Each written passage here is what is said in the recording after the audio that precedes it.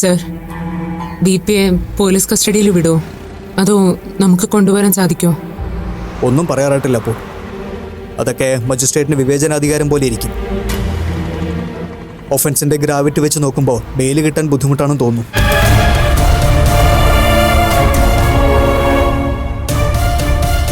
മജിസ്ട്രേറ്റിനെ കാര്യങ്ങളുടെ നിജസ്ഥിതി ഒന്നും ബോധിപ്പിക്കാൻ പറ്റിയ നന്നായിരുന്നു. ജഡ്ജിക്ക് വേണമെങ്കിൽ ഡിഫൻസിന് പറയാനുള്ളത് കൂടി കേൾക്കാൻ മനസ്സ് കാണിക്കാം. എന്നുവെച്ച് അങ്ങനെ വേണമെന്ന് നിർബന്ധമൊന്നുമില്ല. പിന്നെ VP ഒരു മെൻ്റൽ പേഷ്യൻ്റാണ് എന്നൊരു എക്സംഷൻ നമുക്ക് ഫേവറബിൾ ആയിരിക്കും. പിന്നെ ജസ്റ്റിസ് ഉദയരാജ് അല്പം മാനുഷിക പരിഗണനയുള്ള ആളാണ്. എല്ലാം VPയുടെ ഭാഗ്യം പോലെ ഇരിക്കും. FIR മാക്സിമം ഫേവറബിൾ ആക്കാമെന്ന് SA നമുക്ക് ഉറപ്പ് നൽകിയിട്ടുണ്ട്. അങ്ങനെയാണെങ്കിൽ ബെയിലബിൾ ഒഫൻസേ ചാർജ് ചെയ്യുള്ളൂ. അങ്ങനെയാണെങ്കിൽ VPക്ക് ജാമ്യത്തിന് പ്രയാസം ഉണ്ടാവില്ലല്ലോ സർ? ഒന്നും നമുക്ക് ഉറപ്പിച്ച് പറയാനാവാത്ത സിറ്റുവേഷനാണപ്പോൾ. മീഡിയ ഈ ന്യൂസ് ബ്രേക്ക് ചെയ്തുകൊണ്ട് ഇതൊരു സെൻസേഷണൽ ഇഷ്യൂ ആയിട്ട് മാറിയിരിക്കുകയാണ്. ട്രാൻസ് കമ്മ്യൂണിറ്റിയെ ഒന്ന് അനുനയിപ്പിക്കാൻ ചിലപ്പോൾ മുകളിൽ നിന്ന് പ്രഷർ ഉണ്ടായാൽ ഒന്നും ചെയ്യാൻ പറ്റില്ലെന്നാണ് SA പറയുന്നത്. അതാ ഞാൻ നേരത്തെ പറഞ്ഞത്, എല്ലാം പണിക്കർ സാറിൻ്റെ ഭാഗ്യം പോലെ ഇരിക്കുന്നു. അപ്പോൾ ഗീതാ മാഡത്തിനെ വിളിച്ച് ഇതുവരെയുള്ള ട്രീറ്റ്മെൻറ്റ് റെക്കോർഡ്സും ഡോക്ടറെ എത്ര പ്രാവശ്യം വിസിറ്റ് ചെയ്തു, പ്രിസ്ക്രിപ്ഷൻ എന്നിവയടക്കം ഇപ്പം തന്നെ ഒന്ന് മെയിൽ ചെയ്യാൻ പറയണം. അതുപോലെ ഡോക്ടറുടെ ക്ലിനിക്കിൽ വെച്ചാണ് VP മിസ്സിംഗ് ആയതെന്ന് ഒരു അഫിഡവിറ്റും ഡോക്ടറിൽ നിന്ന് വാങ്ങി മെയിൽ ചെയ്യാൻ പറയണം. എല്ലാം കഴിവതും വേഗത്തിൽ വേണം. VP അവിടെ ഹാജരാക്കുമ്പോൾ നമ്മൾ റെഡിയായിരിക്കണം. അമ്മയെ വിളിച്ച് ഒന്ന് ഫാസ്റ്റാക്കാൻ പറ.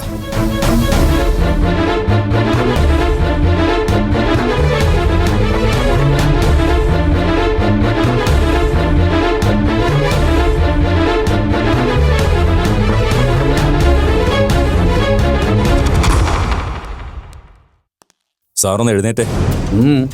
എന്തിനാ? നമുക്കൊരു സ്ഥലം വരെ പോണം. നോ, എനിക്ക് അങ്ങോട്ട് വരാൻ പറ്റില്ല. വക്കീൽ വന്ന ഉടനെ എനിക്ക് പോണം. സാറ് പേടിക്കണ്ട, വക്കീൽ നമ്മൾ ഇപ്പോൾ പോണ സ്ഥലത്തേക്ക് വന്നോളും. സാർ വാ. നോ, ഞാൻ വരില്ല.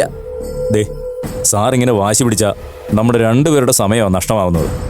സാറിന് വേഗം വീട്ടിൽ പോണ്ടേ? ആ, അത് വേണം. എങ്കിൽ പിന്നെ വേഗം ഞങ്ങളോടൊപ്പം വരാൻ നോക്ക്. അല്ല, വക്കീലെവിടെ? ഏയ്, വക്കീലില്ലാതെ ഞാൻ വരില്ല. സാറ് വണ്ടിയിലോട്ട് കയറും, ഇയാളെ ഞങ്ങൾ കൊണ്ടുവരാം. ശരി. എന്നെ പിടിക്കാൻ നിങ്ങൾ എന്തിനാ പിടിക്കുന്നത്? ഞാൻ നടന്നോളാം. നടക്കാൻ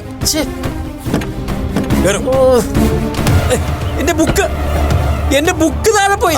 ഞങ്ങൾ എടുത്തു തരാം. ബുക്ക് എടുക്ക്. അങ്ങോട്ട് കയറി, അങ്ങോട്ട് നീങ്ങിയിരിക്കേ.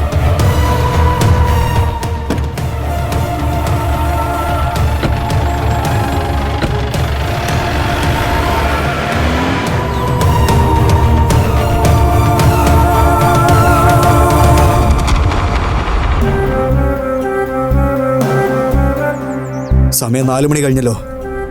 അവരെന്താ ലേറ്റ് ആവുന്നത്? ഇനി വരുന്ന വഴിക്ക് VP എന്തെങ്കിലും പ്രോബ്ലം ഉണ്ടാക്കുമോ മറ്റോ? ഏയ്, അതിനുള്ള ചാൻസ് ഇല്ല. ദക്ഷ മേഡവും സംഘവും ഇനി ഇവിടെയും വരുമോ സർ? എനിക്കും അങ്ങനെ ഒരു ടെൻഷനുണ്ട്. വന്നാൽ നമുക്ക് നമ്മുടെ പോയിന്റ്സ് മജിസ്ട്രേറ്റിനെ അറിയിക്കാൻ പറ്റാതോ? കോടതിയെ പോലെ ഇവിടെ ഒരു ട്രയലിന് ചാൻസ് ഇല്ലല്ലോ. ഞാനെന്തായാലും മൂർത്തി സാറിനൊന്ന് വിളിച്ചു നോക്കട്ടെ.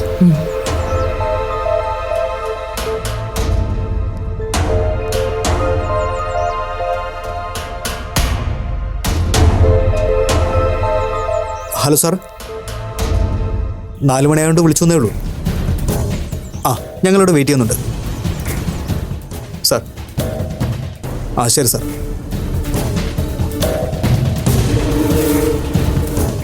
അവരെ തറയി 4:15 കാണാൻ അനുവാദം കൊടുത്തിരിക്കുന്നത്. എന്നാ ഞാൻ കാറിലോട്ടിരിക്കാം സാർ. BP വരുമ്പോൾ എന്നെ കണ്ട് വയലന്റ് ആയാലോ, ഒരു സീൻ ഒഴിവാക്കാമല്ലോ. അത് ശരിയാ. എന്നാ അപ്പോൾ കാറ് വെയിറ്റ് ചെയ്യും.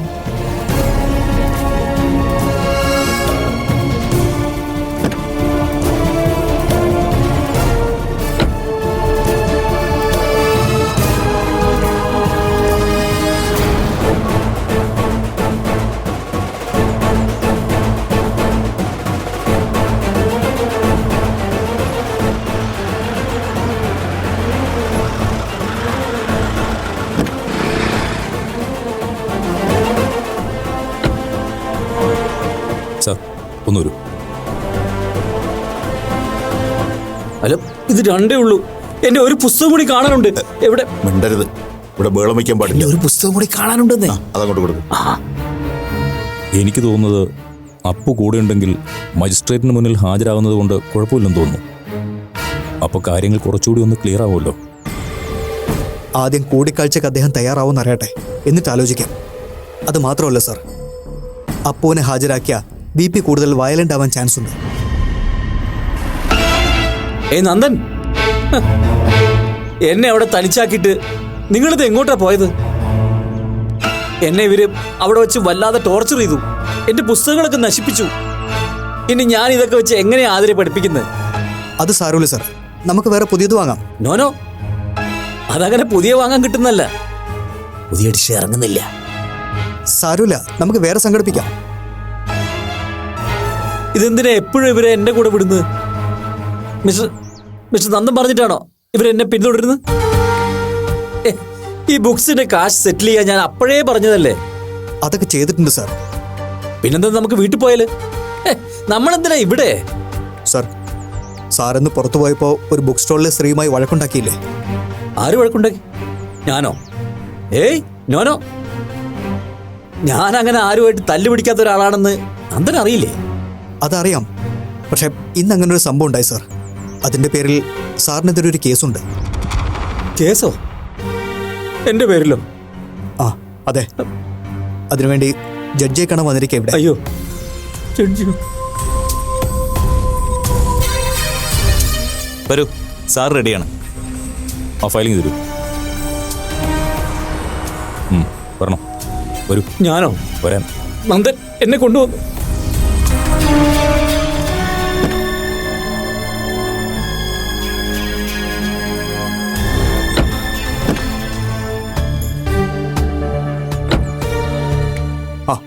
അപ്പോൾ ഇവിടെ വെയിറ്റ് ചെയ്താൽ മതി.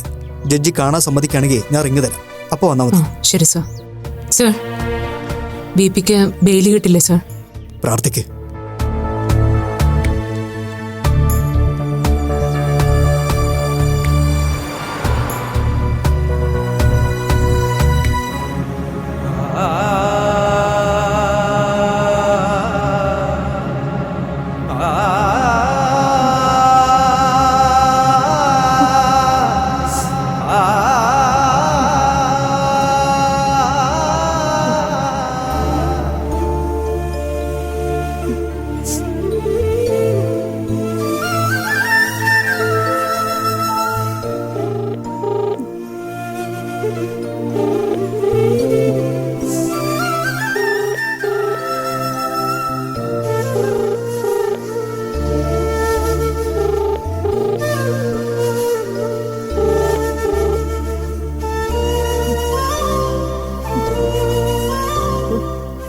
ഇവളെന്താ ഫോൺ എടുക്കാത്ത?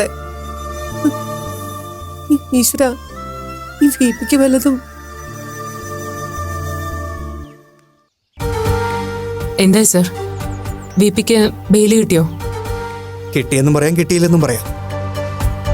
പണിക്കർ സാറിനെ മെന്റൽ അസൈലത്തിലേക്ക് ഷിഫ്റ്റ് ചെയ്യാനാണ് ഉത്തരവ്. കുറ്റാരോപിതന്റെ മാനസിക നില പരിഗണിച്ചാണ് ഇങ്ങനെ ഒരു ഉത്തരവിന് മജിസ്ട്രേറ്റ് തയ്യാറായത്. സാർ, മെന്റൽ അസൈലം എന്ന് പറയുമ്പോൾ? പേടിക്കണ്ട, സർക്കാർ നിയന്ത്രണത്തിലുള്ള മാനസികാരോഗ്യ കേന്ദ്രമാണെന്നില്ല. നിലവിൽ ചികിത്സിക്കുന്ന ഡോക്ടറുടെ ശുപാർശ പ്രകാരമുള്ള ഏത് മെന്റൽ ഹെൽത്ത് സെന്ററിലേക്ക് മാറ്റാം.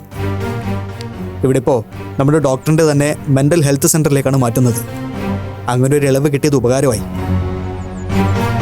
പക്ഷേ നിർബന്ധിത ചികിത്സയായതുകൊണ്ട് കോടതിക്ക് കൂടെ VPയുടെ ചികിത്സാ പുരോഗതി ബോധ്യപ്പെട്ട് കോടതി അനുവദിച്ചാൽ മാത്രമേ മടങ്ങിപ്പോക്ക് സാധ്യമാകുകയുള്ളൂ. പിന്നെ പോലീസ് വെരിഫിക്കേഷനും ഉണ്ടാവും. അപ്പോൾ BPക്ക് ഇനി കോടതി അനുവദിക്കാതെ വീട്ടിൽ വരാൻ പറ്റില്ലല്ലേ? തൽക്കാലം അതിന് നിർവാഹമില്ല. അപ്പോൾ അതാ ഞാൻ പറഞ്ഞത്, ജാമ്യം കിട്ടിയെന്ന് നമുക്ക് തീർത്തു പറയാൻ പറ്റില്ലെന്ന്. BP എവിടെ? ഹെൽത്ത് സെന്ററിലേക്ക് ഷിഫ്റ്റ് ചെയ്യുന്നതിൻ്റെ ഫോർമാലിറ്റീസ് പൂർത്തിയാക്കുക. പോലീസ് വാഹനത്തിലാവും സാറിന് അവിടേക്ക് ഷിഫ്റ്റ് ചെയ്യുന്നത്. കോടതിയുടെ നിരീക്ഷണത്തിലായതുകൊണ്ട് വിസിറ്റേഴ്സിനും ബൈസ്റ്റാൻഡേഴ്സിനും ഒക്കെ ലിമിറ്റേഷൻസ് ഉണ്ടാവും. വീട്ടിൽ നിന്ന് അമ്മ വിളിച്ചിരുന്നു. അമ്മയോട് ഞാൻ എന്തു പറയും സാർ?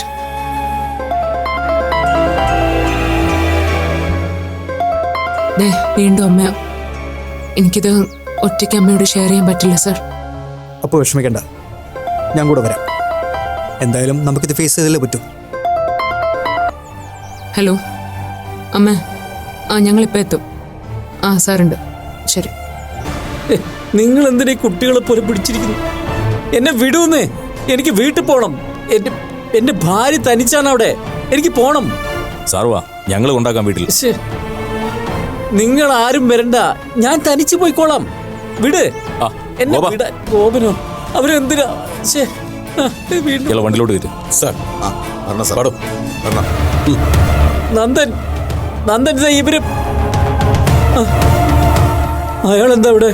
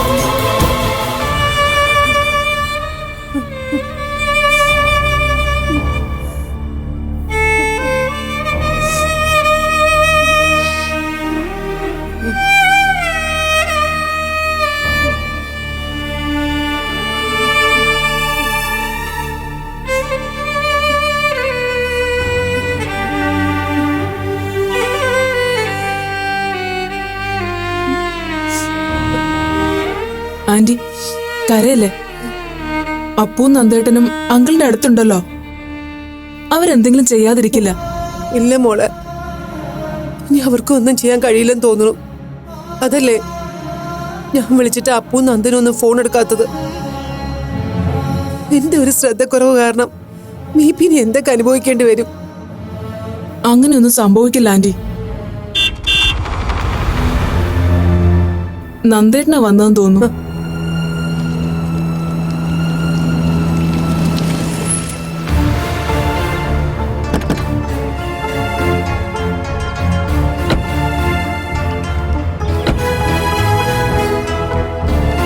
നന്ദൻ, മീപ്പി എവിടെ? മീപ്പി എവിടെന്നാ ചോദിച്ചേ? എന്താ വിപിക്ക് പറ്റിയത്?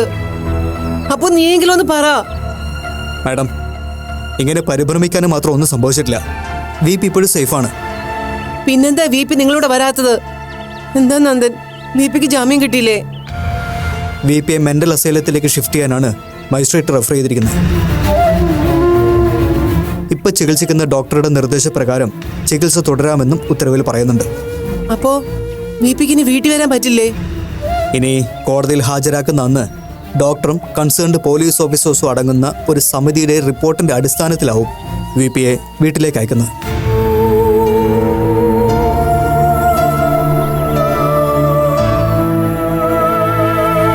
ഒരു കണക്കിന് ഇങ്ങനൊരു വിധി നന്നായിന്ന് സമാധാനിക്കമ്മേ. ബി പിയെ ഇപ്പോഴത്തെ നമ്മുടെ ഡോക്ടറിന്റെ ക്ലിനിക്കിൽ തന്നെ ട്രീറ്റ് ചെയ്യാമല്ലോ. അമ്മയ്ക്ക് ബി പിക്കൊപ്പം അവിടെ നിൽക്കാനും പറ്റിയേക്കും. കോടതിയുടെ മേൽനോട്ടത്തിലുള്ള ട്രീറ്റ്മെന്റ് ആയതുകൊണ്ട് വിസിറ്റേഴ്സിനും ബൈസ്റ്റാൻഡേഴ്സിനും ഒക്കെ റെസ്ട്രിക്ഷൻസ് ഉണ്ടാവും. പിന്നെ ഡോക്ടർ അനുവദിക്കുന്ന ഒരാൾക്ക് പേഷ്യന്റിനൊപ്പം നിൽക്കാനുള്ള കൺസേൺ ഉണ്ടാവും. വിപി അവിടേക്ക് പോവാൻ സമ്മതിച്ചു അപ്പു? സമ്മതിക്കാതെ പറ്റില്ലല്ലോ അമ്മേ. നന്ദൻ സാറിന് മജിസ്ട്രേറ്റിനെ കാര്യങ്ങൾ പറഞ്ഞ് കൺവീൻസ് ചെയ്യാനായതുകൊണ്ട് മാത്രം ട്രീറ്റ് ചെയ്യുന്ന ഡോക്ടറുടെ ഹോസ്പിറ്റലിൽ തന്നെ തുടർ ചികിത്സ അനുവദിച്ച് ഉത്തരവായത്. അല്ലെങ്കിൽ ഗവൺമെന്റ് മെന്റൽ ഹോസ്പിറ്റലിലേക്കാവും പേഷ്യന്റിനെ റെഫർ ചെയ്യുക. അവിടെ എത്തപ്പെട്ട ബി പിയുടെ അവസ്ഥ എന്തായിരിക്കും എന്ന് ചിന്തിക്കാനേ പറ്റില്ല. ഒന്നുമില്ലെങ്കിൽ ഇവിടെ ആകുമ്പോൾ അമ്മയ്ക്ക് ബി പിയുടെ അടുത്ത് തന്നെ ഉണ്ടാവാമല്ലോ. വിപിയെ ഡോക്ടർ ജയദേവന്റെ ക്ലിനിക്കിലേക്ക് ഷിഫ്റ്റ് ചെയ്തോ നന്ദ? സ്റ്റേഷനിൽ ചില ഫോർമാലിറ്റീസ് കൂടെ ബാക്കിയുണ്ട്. പിന്നെ പ്രതിയെ ഹാൻഡ് ഓവർ ചെയ്യുന്നതിന് മുമ്പുള്ള ചില മെഡിക്കൽ പ്രൊസീജിയേഴ്സ്. അത് കഴിഞ്ഞ് പണിക്കർ സാറിനെ ജയദേവന്റെ മെന്റൽ ഹെൽത്ത് കെയർ സെന്ററിലേക്ക് കൊണ്ടുവരും. നന്ദൻ, എനിക്ക് വിപിയെ കാണണം. എനിക്ക് ഉടനെ അവിടെ എത്തണം. അതിനെന്താ, നമുക്ക് പോകാലോ. മാഡം പോയി റെഡി ആയിക്കോ, ഞാൻ കൊണ്ടുപോവാം. സ്റ്റേഷനിൽ ഫോർമാലിറ്റീസ് ഒക്കെ കഴിഞ്ഞ് അവരവിടെ എത്തുമ്പോഴേക്കും നമ്മളും അവിടെ എത്തും. ശരി, ഞാൻ വേഗം റെഡിയായിട്ട് വരാം.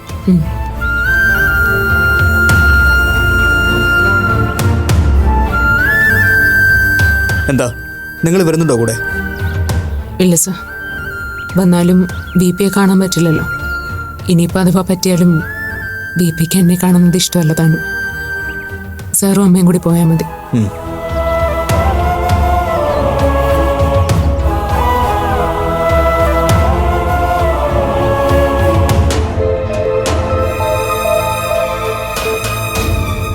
സ്റ്റേഷനിലെ കാര്യം എന്തായെന്ന് നമുക്ക് അപ്പൂനെ ഒന്ന് വിളിച്ചു ചോദിച്ചാലോ മുരളിയേട്ടാ? അപ്പു എത്തിക്കാണില്ലേ ഇപ്പോ? ആളെത്തിയിട്ടുണ്ടാവും. പക്ഷെ ഇപ്പൊ വിളിക്കണ്ട അശ്വതി. പോലീസ് സ്റ്റേഷനിൽ എന്തെങ്കിലും തിരക്കിപ്പെട്ട് നിൽക്കാവും. കുറച്ച് കഴിഞ്ഞ് വിളിച്ചു നോക്കാം. അഥവാ എന്തെങ്കിലും ഉണ്ടെങ്കിൽ ഡേസ് ടീച്ചർ വിളിക്കുമല്ലോ. ശേ, എന്നാലും ഈ VP ഏട്ടന് ഇത് എന്ത് ഭാവിച്ചാ? ആ സെയിൽസ് ഗേളിനെ ഉപദ്രവിക്കേണ്ട വല്ല കാര്യം ഉണ്ടായിരുന്നോ? ഹേ, ഒന്നും VP ബോധപൂർവം ചെയ്യുന്നതാവില്ല. ആ സമയത്ത് എങ്ങനെയാണോ റിയാക്ട് ചെയ്യാൻ തോന്നുന്നത് അങ്ങനെ അങ്ങ് ചെയ്തേക്കും. അന്ന് ഇവിടെ വന്നപ്പോഴും അത് തന്നെയല്ലേ സംഭവിച്ചത്? എനിക്ക് തോന്നുന്നതേ അപ്പുവിന്റെ കാര്യം ഇങ്ങനെ ആയതുകൊണ്ട് ഈ വിഭാഗത്തിലുള്ള ആൾക്കാരോട് പ്രത്യേകിച്ചൊരു ശത്രുത കാണുമായിരിക്കും ആളിന്. അതാവും അവരെ കാണുമ്പോൾ VP ഏട്ടൻ വയലന്റ് ആവുകയും ഉപദ്രവിക്കുകയൊക്കെ ചെയ്യുന്നത്. അങ്ങനൊന്നും ഉറപ്പിച്ചു പറയാൻ പറ്റില്ലടോ. ആ വിഭാഗത്തിനോട് VPക്ക് പ്രത്യേകിച്ചൊരു ശത്രുത തോന്നിയിരുന്നെങ്കിൽ ഇപ്പോ മറ്റേ കുട്ടി ആ വീട്ടിൽ താമസിപ്പിക്കാൻ VP സമ്മതിക്കുമായിരുന്നു. അത് ശരിയാണല്ലോ. ഇനി ചിലപ്പോ അത് ഈ കമ്മ്യൂണിറ്റിയിൽപ്പെട്ട കുട്ടിയാണെന്ന് അറിയാതെയാണ് VP ഏട്ടൻ അതിന് സമ്മതിച്ചതെങ്കിലോ? ഏയ്, അങ്ങനെ വരാൻ വഴിയില്ല. ഇനിയിപ്പം എത്രയൊക്കെ മെന്റലി ഇൻബാലൻസ്ഡ് ആയിട്ടുള്ള ആളാണെന്ന് പറഞ്ഞാലും VPയെ പോലെ ഒരാൾ അങ്ങനൊരു വ്യക്തിയെ കണ്ടാൽ തിരിച്ചറിയോ സംശയിക്കുകയോ ചെയ്യേണ്ടതാ. അതെ, സകലമാന ചാനലുകളിലും വാർത്ത വന്നിട്ടുണ്ട് കേട്ടോ. എന്തായാലും ഇപ്പൊ പറന്നു പോകുന്ന കാക്കയോട് ചോദിച്ചാലും പണിക്കരാരാണെന്ന് കൃത്യമായിട്ട് പറഞ്ഞു തരും. അത്രയ്ക്ക് സ്റ്റാർ ആയിട്ടുണ്ട് ആള്.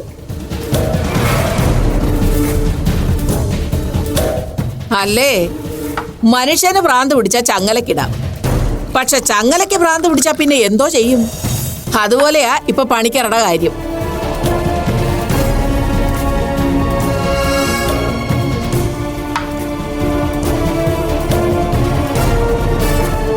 അല്ല മുരളി, ഇമാതിരി ആൾക്കാരെയൊക്കെ ഉപദ്രവിച്ച അത് ഇതിനു വേണ്ടി വലിയ കുറ്റമാണോ? നിങ്ങൾ ശ്രദ്ധിച്ചായിരുന്നോ? പണിക്കർ ആ പെണ്ണിനെ വെറുതെ ഇങ്ങനെ നുന്തി തള്ളുന്നതേ ഉള്ളൂ. അത് ഇതിനു വേണ്ടി വലിയ വാർത്തയാണോ? പിന്നെ ട്രാൻസ്ജെൻഡേഴ്സിനെതിരെയുള്ള ആക്രമണം ഇപ്പോ സീരിയസ് ഒഫൻസ് ആണമ്മേ. പൊതുവെ സ്ത്രീകളെ ഉപദ്രവിച്ചാൽ തന്നെ ജാമ്യം കിട്ടാത്ത കേസാ. അതിന്റെ കൂടെ ഇങ്ങനെ ഒരു കേസും കൂടെ ആവുമ്പോ അതൊരു വലിയ കുറ്റമാ. അതും പട്ടാപ്പകൽ ആൾക്കാരൊക്കെ നോക്കി നിൽക്കുമ്പോഴല്ലേ. ഒയ്യോ, അപ്പൊ പണിക്കരുടെ കാര്യം പരിങ്ങല്ലാവുമല്ലോ മക്കളെ. ചിലപ്പോ പ്രാന്താ പൊട്ടാന്നൊക്കെ പറയുമ്പോ എന്തെങ്കിലും ഇളവ് കിട്ടുമായിരിക്കും അല്ലേ? ഒന്നും പറയാൻ പറ്റില്ലമ്മേ. മീഡിയയിലൊക്കെ വന്ന സ്ഥിതിക്ക് കേസ് കയറി മുറുകാനുള്ള സാധ്യതയുണ്ട്. ഓ, ഒന്നീന്നൊന്ന് തലനാരഴിക്കാ VP ഏട്ടൻ രക്ഷപ്പെട്ടത്. അതിന്റെ കൂടി ഇതും കൂടെ ആവുമ്പോ ഈശ്വരാ, ഇങ്ങനെയുണ്ട് ഒരു പരീക്ഷണം. പാവം ഗീതേച്ചിയുടെ കാര്യം ഓർക്കുമ്പോഴാ സങ്കടം. എന്ത് സങ്കടം? കൊറേയൊക്കെ അവരുടെ കയ്യിലിരിപ്പിന്റെയും കൂടി ആശുപി. എന്ത് കയ്യിലിരിപ്പ്? കഷ്ടമുണ്ടമ്മേ, ഇങ്ങനെയൊന്നും പറയരുത്. എന്താ പറഞ്ഞാല്? ആകെയുള്ള ഒരു പെങ്കൊച്ചിന് ഇങ്ങനെ ഒരു കുഴപ്പം പറ്റിയെന്നറിഞ്ഞാ ഒരുവിധമുള്ള അച്ഛനമ്മമാരൊക്കെ എന്താ ചെയ്യുക? ഇരു ചെവി അറിയാതെ കൊച്ചിനെ കൊണ്ടുപോയി ഏതെങ്കിലും ഡോക്ടർമാരെ കാണിച്ച് പറഞ്ഞു തിരുത്തി നേരെയാക്കാൻ നോക്കും. അല്ലെങ്കിൽ വല്ല പൂജയോ മന്ത്രവാദമോ ഒക്കെ ചെയ്ത് കാര്യം ശരിയാക്കി എടുക്കാൻ നോക്കും. പണിക്കരുടെ വീട്ടിൽ അത് വല്ലതും ആണോ നടന്നത്? എന്തായാലും ഒരു കാര്യം ഞാൻ ഉറപ്പിച്ചു പറയാം, ഇതിവിടം കൊണ്ടൊന്നും തീരാൻ പോകുന്നില്ല.